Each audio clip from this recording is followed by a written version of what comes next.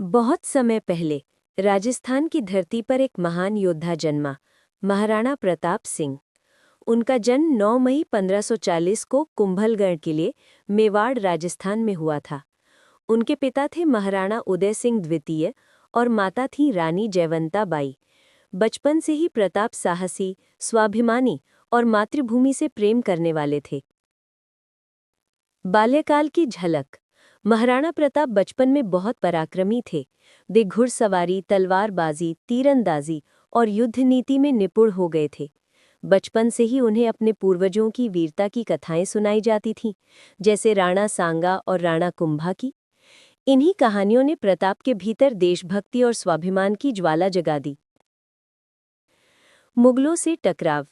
जब प्रताप बड़े हुए, उस समय भारत पर मुगल सम्राट अकबर का शासन था। अकबर चाहता था कि सारे राजपूत राजा उसकी अधीनता स्वीकार करें, लेकिन प्रताप ने साफ कहा, मेवाड़ स्वतंत्र था, स्वतंत्र है और सदा स्वतंत्र रहेगा। अकबर ने कई दूत भेजे, समझौते के प्रस्ताव रखे, लेकिन प्रताप ने झुकना स्वीकार नहीं किया। उन्होंने कहा कि वे अपना स्वाभिमान कभी नहीं बेचेंगे। हल्दी घाटी का युद्ध 1576। अब इतिहास का सबसे प्रसिद्ध युद्ध आया, हल्दी घाटी का युद्ध। ये युद्ध हुआ 18 जून 1576 को महाराणा प्रताप और अकबर के सेनापति राजा मानसिंह के बीच। महाराणा प्रताप के साथ थे उनके वफादार साथी भील जनजाति, हकीम खान सूर और सबसे प्रिय घोड़ा चेतक। युद्ध बहुत भयंकर था। चेतक ने महाराणा को बचाने के लिए घायल होते हुए भी एक गहरी खाई पार की। आखिर में चेतक ने वहीं प्राण त्याग दिए। महाराणा की आंखों में आंसू थे, लेकिन वे झुके नहीं। चेतक, तू गया, पर तेरा स्वाभिमान जिंदा है।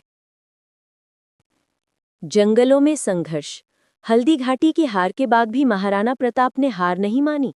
उन्होंने जंगलों और पहाड़ों में रहकर गुरिल्ला युद्ध किया। उनका परिवार तकलीफों में रहा।